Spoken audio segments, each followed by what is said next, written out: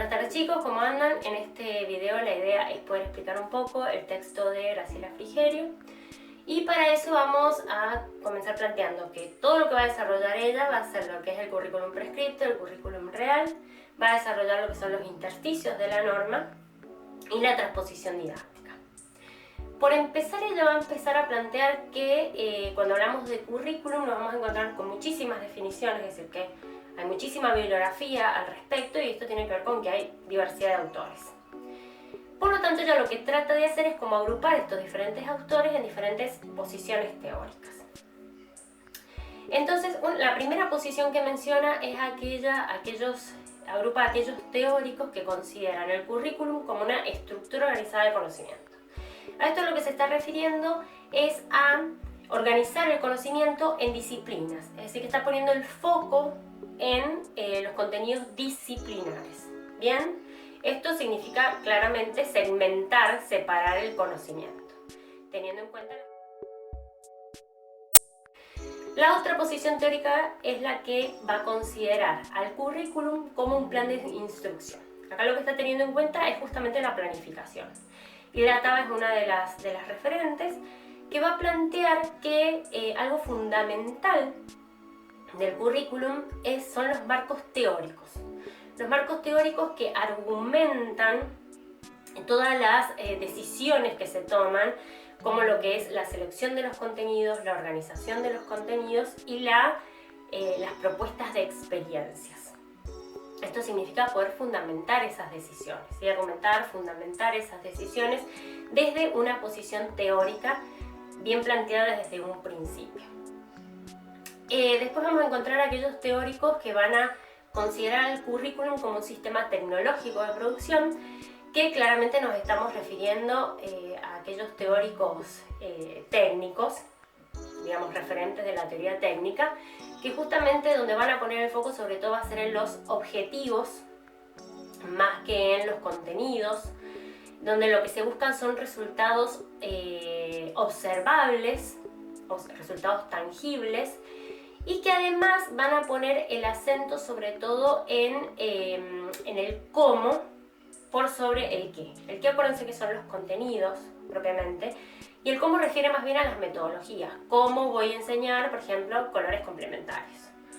Pero esto lo que hace es que los contenidos de alguna manera queden desplazados del centro de atención. Justamente por esto que decíamos, porque lo que se está centrando esta posición teórica es en los resultados que se vayan a obtener, sin tener en cuenta el desarrollo, ¿sí? Y la otra posición teórica define al currículum como solución de problemas. Uno de los referentes es Stenhouse. Y en este caso lo que se está poniendo, sobre todo donde se está poniendo el foco, es en los principios que van a guiar la selección de los contenidos, su organización y que además sean posibles de trasladar a la práctica. Esto lo que significa es que con principios nos referimos justamente a esta posición teórica, es una posición crítica, y lo que va a tener en cuenta es justamente principios como la igualdad, la inclusión. Por lo tanto, no va a poner acá como en el foco los resultados finales, sino justamente todo el proceso de aprendizaje y la posibilidad de generar un intercambio de conocimientos que favorezca la inclusión.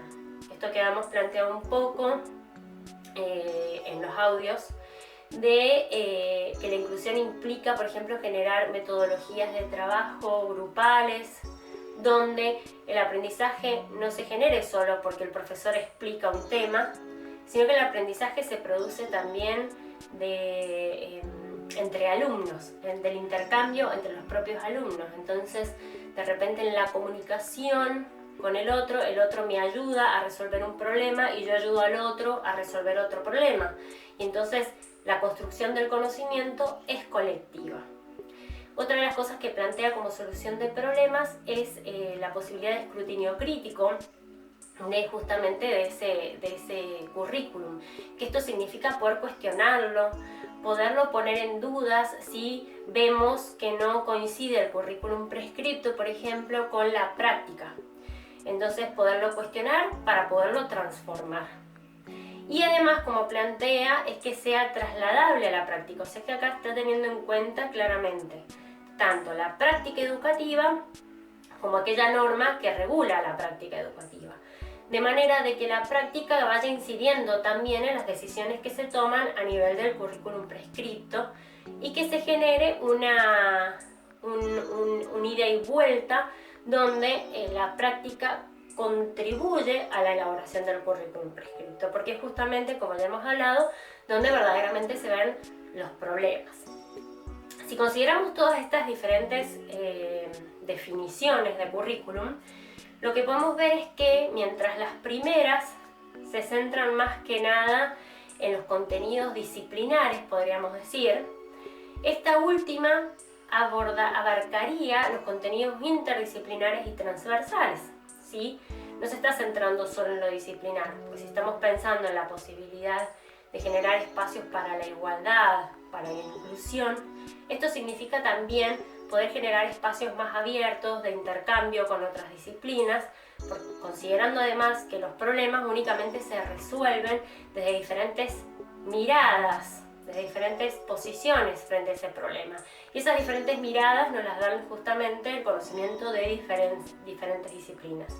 Y los contenidos transversales son los que nos permiten justamente abordar problemáticas reales que tienen que ver con lo social.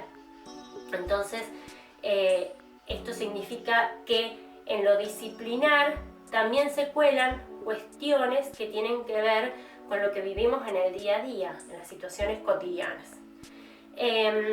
Algo que sí va a plantear Graciela Frigerio es que todas estas perspectivas no son excluyentes, sino que son como distintas instancias del currículum, porque pensemos, ¿sí?, que sí o sí necesitamos de un plan, como lo define Datava, un plan de instrucción, es decir, esa planificación, donde además debo argumentar las decisiones que voy tomando, de cómo voy a abordar los contenidos, cómo los voy a ir organizando, qué tipo de experiencias voy a realizar. También tiene que ver con la estructura organizada de conocimiento, porque la escuela hoy en día sigue organizando los conocimientos en disciplinas. También tiene que ver con lo metodológico, que es lo que plantea el sistema tecnológico de producción. Y lo otro es, claramente, tiene que ver con el currículum como solución de problemas, porque ingresa el contexto social, ingresan las necesidades, ingresan las demandas que atraviesan todos los procesos de conocimiento, y el currículum entonces es algo que tiene que revisarse constantemente para ir a la par de esas transformaciones sociales. Y además, todas estas definiciones del currículum, hay algo que se va a mantener constante, dice Graciela Frigerio, que es justamente la cuestión de los contenidos. Los contenidos son el eje fundamental de la enseñanza. Si yo no tengo un qué enseñar, la enseñanza no tiene sentido, ¿sí? Por eso es lo que debe quedar sumamente claro cuando, por ejemplo, ustedes elaboran los contenidos. Tiene que quedar muy, muy claro qué es lo que voy a enseñar. Si no, los alumnos tampoco lo van a saber y finalmente no va a ser un aprendizaje significativo. Bueno, vamos ahora a la definición de currículum prescripto y de currículum real. El currículum prescripto es la norma, es la propuesta oficial, y vamos a encontrar distintos niveles de concreción del currículum prescripto. Yo ya les he mencionado que a nivel nacional, en la actualidad, se denominan núcleos de aprendizaje prioritario, es la norma, y por ende, como docente, tengo la obligación y la responsabilidad de conocer esa norma antes de elaborar mi planificación. En un segundo nivel de concreción nos vamos a encontrar con el diseño curricular, puede ser jurisdiccional o provincial. En San Juan tenemos el diseño provincial, donde justamente ha sido elaborado por el Ministerio de Educación de la provincia y donde se han establecido determinados recortes que está ligado con las necesidades, con las demandas y con las características de la provincia. Pensemos que En San Juan hay contenidos específicos que tienen que ver, en cualquier provincia, que tienen que ver con la producción, por ejemplo. Acá en San Juan lo que se produce mucho es el vino, es el aceite de oliva, los dulces. Pensemos también en otro tipo de conocimientos que tienen que ver con lo geográfico, con nuestra zona, que es una zona montañosa, una zona desértica. También tiene que ver con el tema del agua y los cuidados del agua. Y con el tema de los sismos, fundamental. Es esencial poder conocer los sismos porque es lo que, y conocer además las precauciones y las medidas que hay que tomar en caso de temblores, porque justamente es algo que digamos, tiene relación con nuestra provincia, es algo que digamos, constantemente está presente, entonces es algo sobre lo cual se debe enseñar. Acá en San Juan, por ejemplo, se realizan mucho lo que son los simulacros en las escuelas, que es justamente para estar preparados. En cuestión, si llega a suceder un terremoto, bueno, saber qué medidas tomar, de qué manera actuar en las escuelas. Hay todo un protocolo a seguir para justamente evitar accidentes. Entonces, a nivel de la provincia, también se elabora, como les decía, un currículum prescripto que tiene que ver con las características específicas de la región. Y tenemos otro nivel de concreción, que es el PEI, o Proyecto Educativo Institucional, que es el que pertenece a cada institución. Cada institución elabora ese proyecto de vuelta, respetando tanto la norma a nivel provincial como la norma a nivel nacional. Y en ese proyecto educativo institucional lo que se tiene en cuenta son las características específicas de la institución. Es decir, desde las características socioeconómicas de los estudiantes que asisten a la escuela, la misión que tiene esa escuela. Pensemos en una escuela donde los estudiantes que asisten provienen de un sector económico muy desfavorecido, y que por lo tanto no cumple las necesidades básicas. Entonces la escuela pasa a tener como misión ser un comedor, ¿sí? Donde los chicos desayunan, meriendan, almuerzan y cenan. Entonces esta pasa a ser una misión esencial de esa institución. En otras instituciones la misión puede ser otra, dependiendo, como les decía, de las necesidades específicas de los estudiantes que asisten a la escuela. Esto, fíjense, que muestra además que la escuela no se ocupa solo de enseñar conocimientos.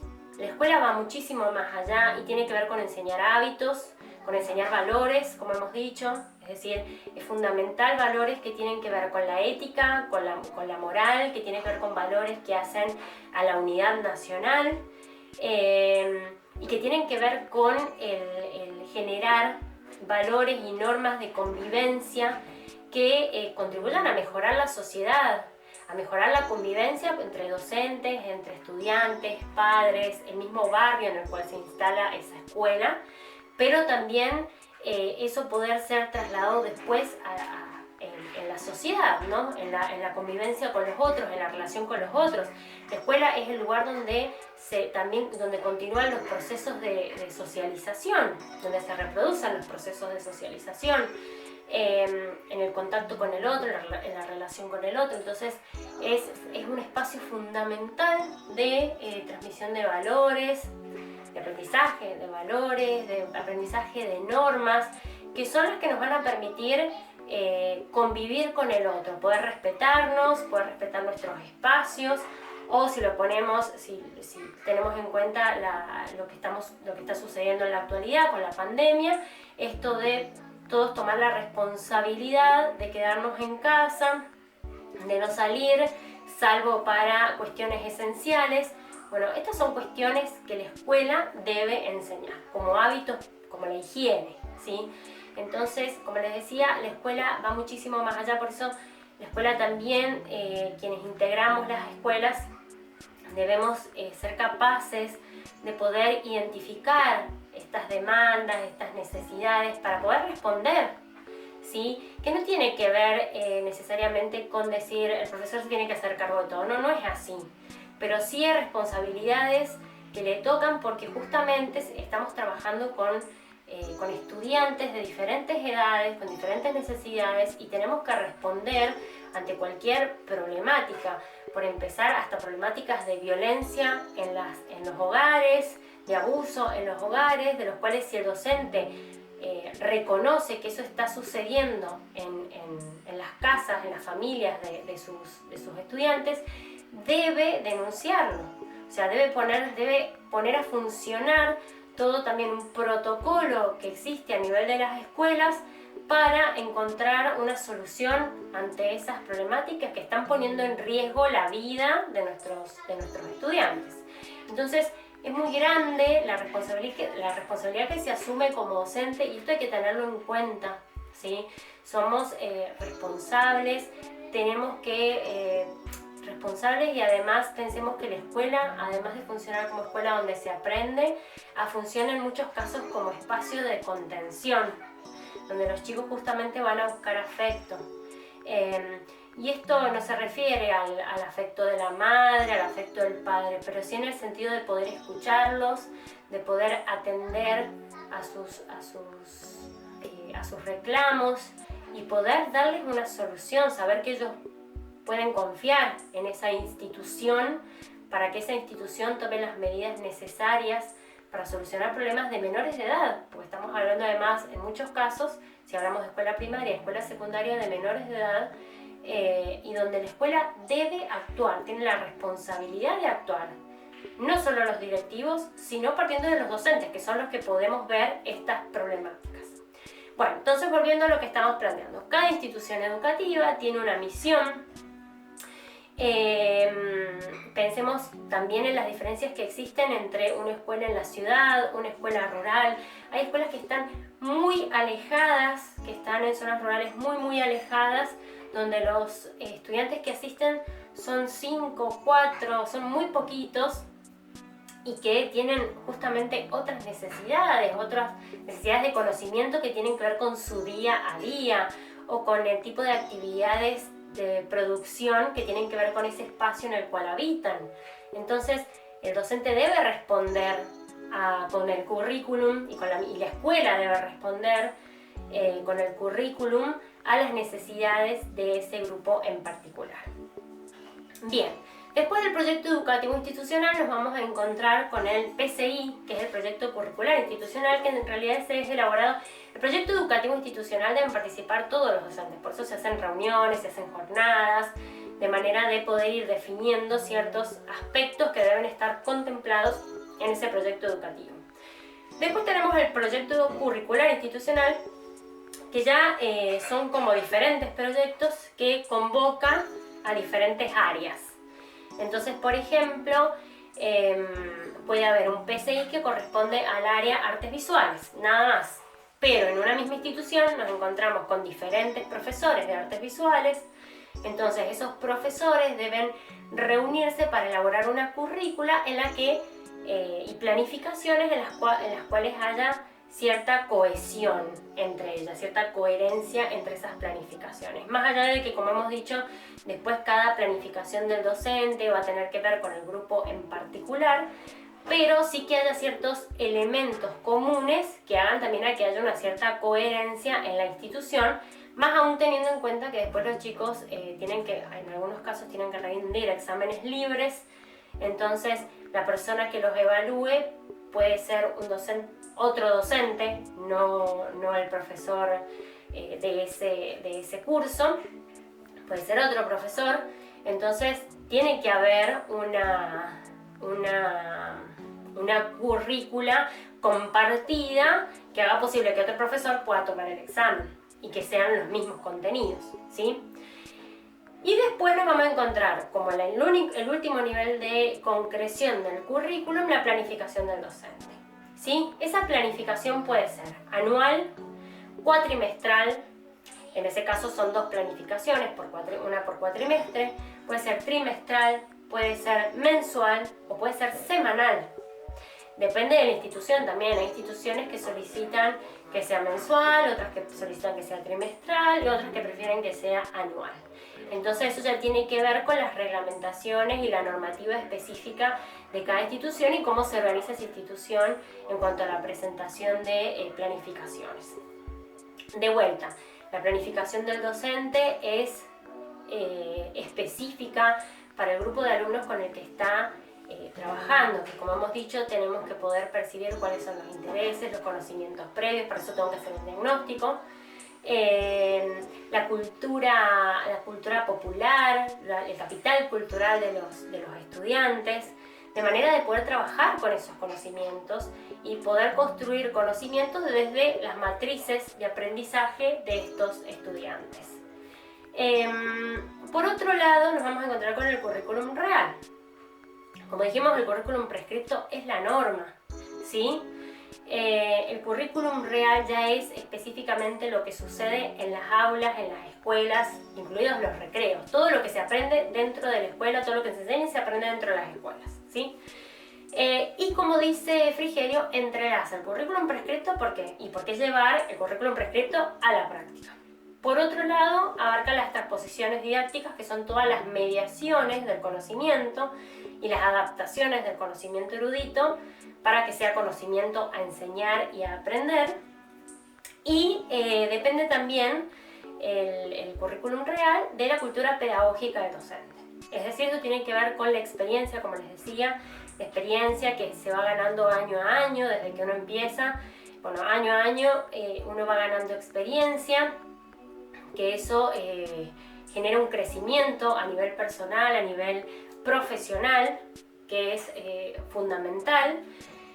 Y después lo que tiene que ver con la formación continua. Un docente no puede dejar de formarse, tiene que seguir realizando cursos, participando en congresos, y no solo participar como oyente, sino participar investigando y produciendo textos y pudiendo exponer esos textos por ejemplo en seminarios, en congresos. O sea, la posibilidad también de que sea una participación activa, que no sea solo como oyente.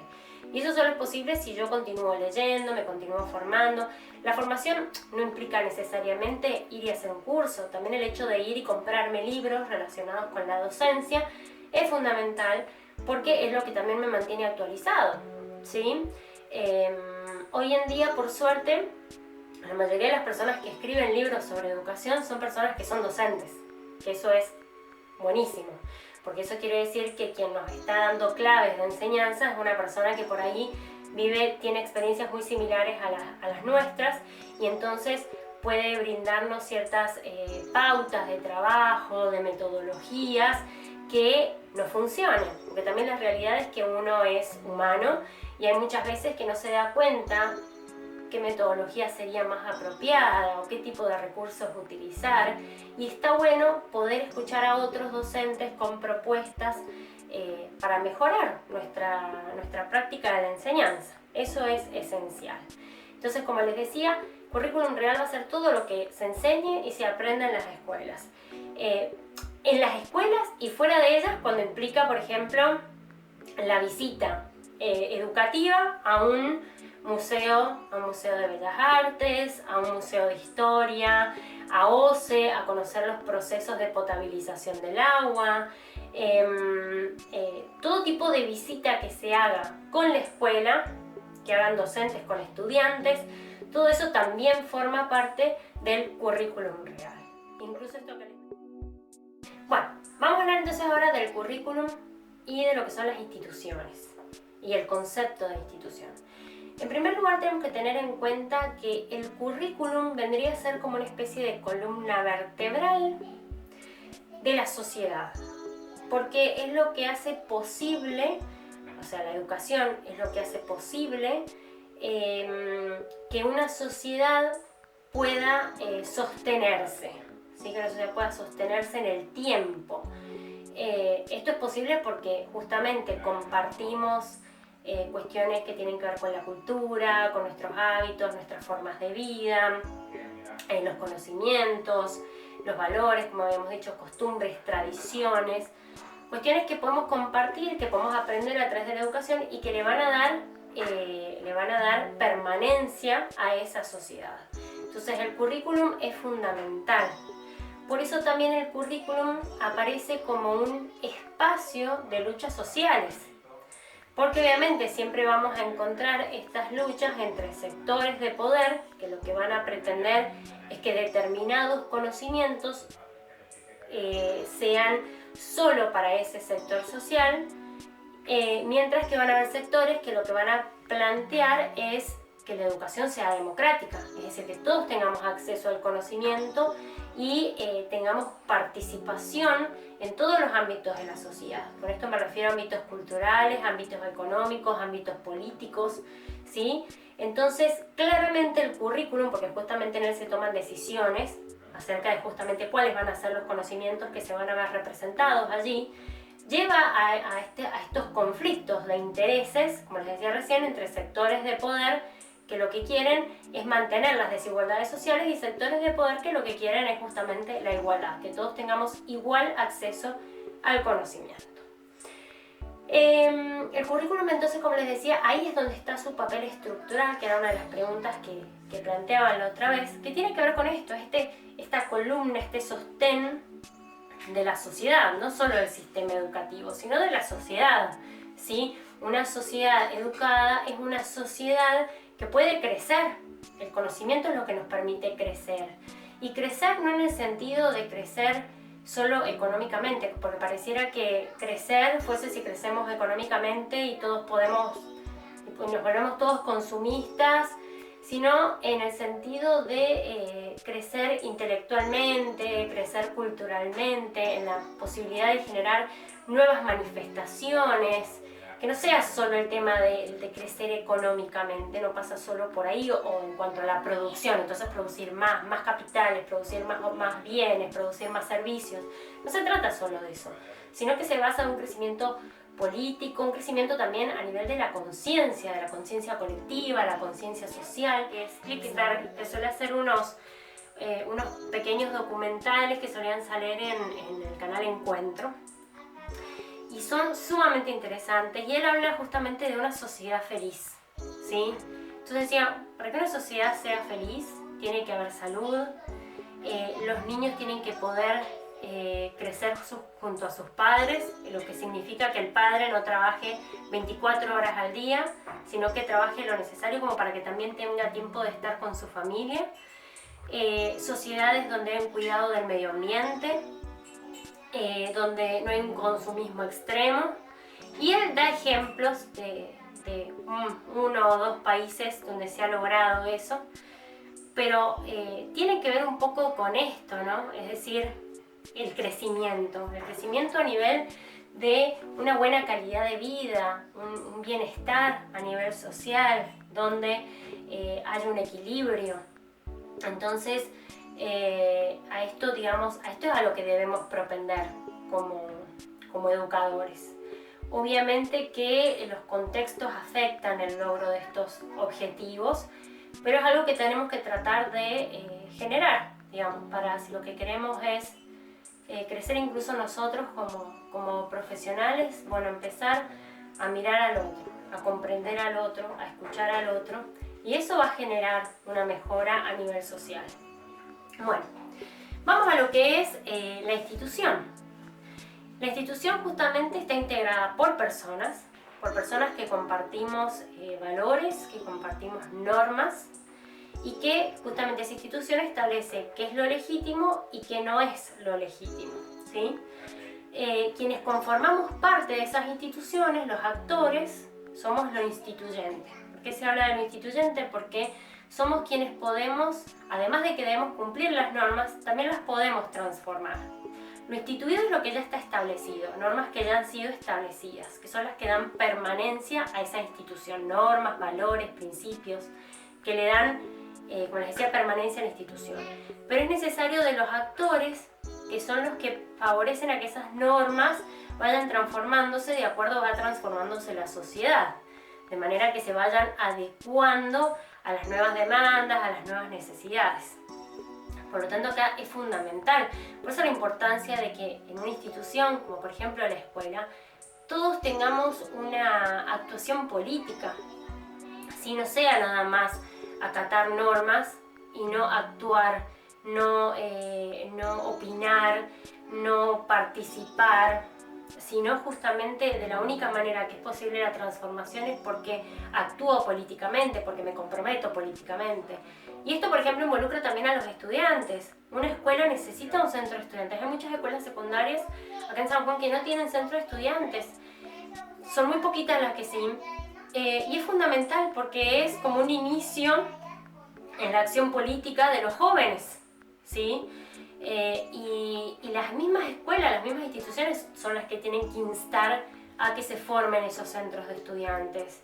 De manera que también los alumnos sean posibles actores instituyentes de nuevas normas que tengan que ver con las necesidades que tal vez ellos sí pueden percibir o necesidades de transformación, ¿no?, que ellos pueden estar percibiendo y nosotros como adultos no.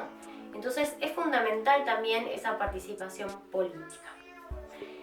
Por lo tanto, la institución, como les decía, está conformada por las personas que integramos. En el caso de una escuela, ¿sí? Somos esas personas las que formamos esa institución. Con institución no nos referimos al edificio, ¿sí?, donde se desarrollan las actividades.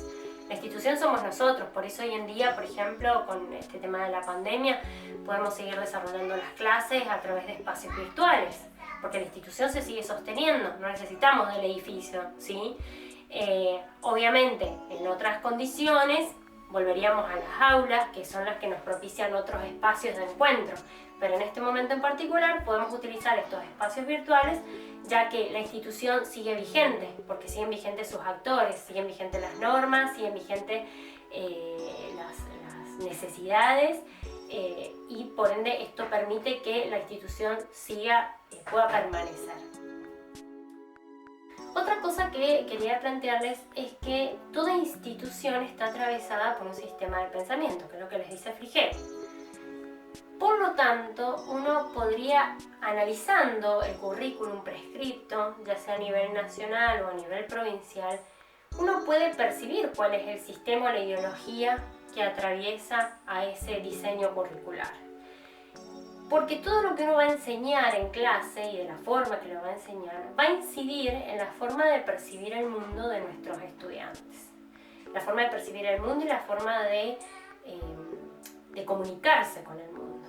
Entonces pensemos en una educación técnica, lo que tiende es a establecer verdades absolutas, a no cuestionar nada. Entonces el mundo aparece como algo cerrado, finito y ya, ¿cómo podríamos decir?, ya definido, ya predeterminado. En cambio, desde una educación más crítica podemos pensar en un mundo abierto a múltiples posibilidades, ¿sí? Entonces involucra la creatividad, la posibilidad de cuestionar lo que ya está dado para generar nuevas posibilidades, nuevas teorías, nuevas formas de percibir el mundo. Entonces siempre la educación crítica está apuntando a esa posibilidad de ir más allá de lo que ya está establecido. Por eso es fundamental conocer el currículum, porque eso es lo que nos va a dar la posibilidad de saber, bueno, desde qué concepción estamos enseñando, desde qué posición teórica, desde qué sistema de pensamiento. Y si yo lo que quiero es reproducir eso, o si lo que voy a buscar es transformar eso. Puedo empezar la transformación desde el aula, pero si me quedo solo en el aula, eso va a seguir estando cerrado o limitado ese espacio. Para que haya una real transformación es porque como docente me comprometo políticamente y me convierto en un actor que es capaz de transformar las normas, ¿sí? Que estas son las características de la institución, que no es algo cerrado y estático, sino que es algo dinámico, que permite la transformación continua.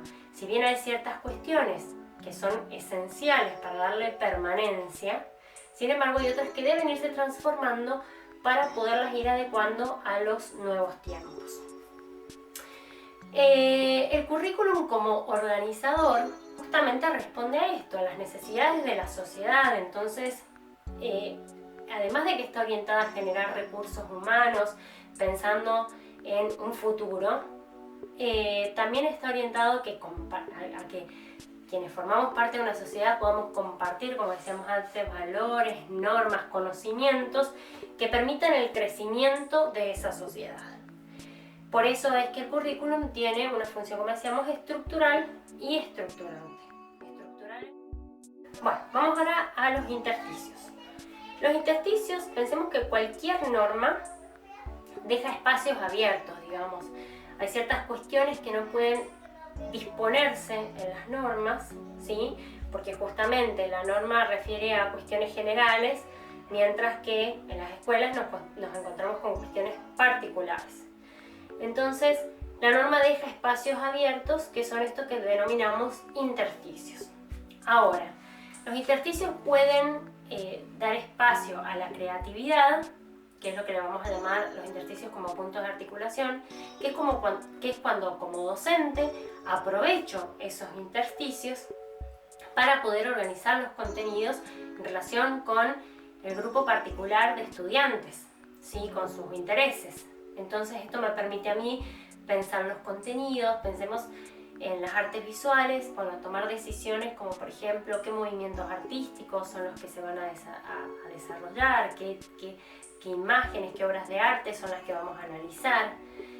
Entonces nos abre esta posibilidad y además la posibilidad de ir articulando esos contenidos de manera que se vayan relacionando y no aparezcan como compartimentos estancos que no tienen ninguna relación uno con otro. La posibilidad de establecer relaciones es lo que hace posible la aprehensión del conocimiento. Cuando eso no se da, cuando no se dan estas posibilidades de relación, lo que se produce es la memorización.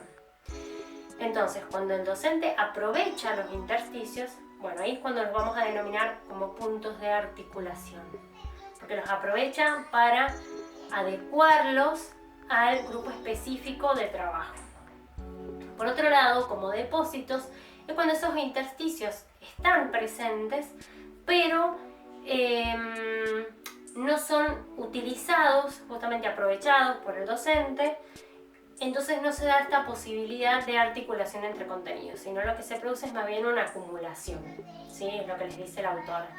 Con acumulación nos referimos a esto, cuando no hay contacto entre contenido y contenido, no hay relación, ¿sí? Entonces, en esta clase desarrollamos la línea sin siquiera relacionarla con algún movimiento artístico. La clase siguiente desarrollamos el punto sin siquiera relacionarla con ningún movimiento artístico. Entonces, vamos aprendiendo como estas cosas por separado, ¿sí? No las vamos viendo relacionadas, ¿sí?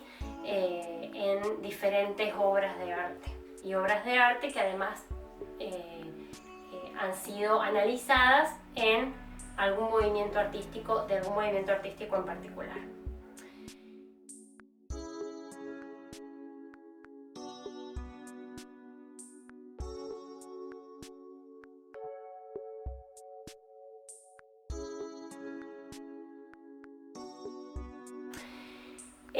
Como cripta es cuando ya directamente la norma es muy rígida, es muy cerrada y no permite esta posibilidad de aprovechamiento de los intersticios. Pensemos en la teoría técnica y pensemos en los inicios de la educación, cuando se lo pensaba al educador como un simple operario o instructor.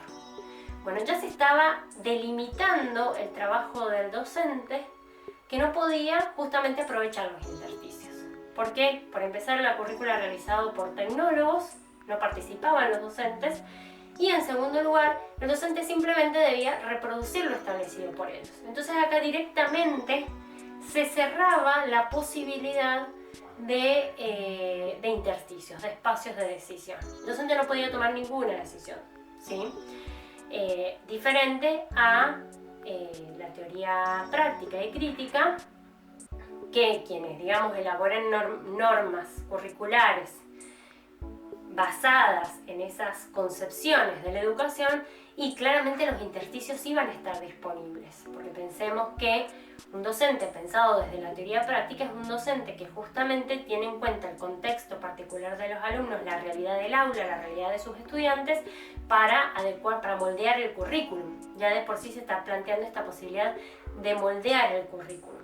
Y lo mismo en el caso de la teoría crítica, ¿sí? Donde además se piensa al profesor como alguien que elabora teorías y realiza diseños curriculares, no solo a nivel institucional, sino también en la posibilidad de actuar a nivel nacional.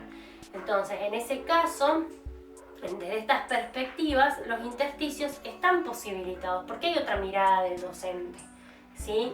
Que hace posible que el docente tome decisiones a la hora de pensar sus planificaciones, justamente, ¿sí? Por eso es que nos vamos a encontrar, si uno tuviese que hacer un recorrido por las escuelas de San Juan y viéramos las planificaciones de los maestros y profesores de artes visuales, y si bien vamos a encontrar que hay contenidos específicos que todos desarrollan, los movimientos artísticos, sin embargo, que han seleccionado para el aprendizaje de esos contenidos son diferentes, e incluso cómo han sido articulados en las unidades, ¿sí?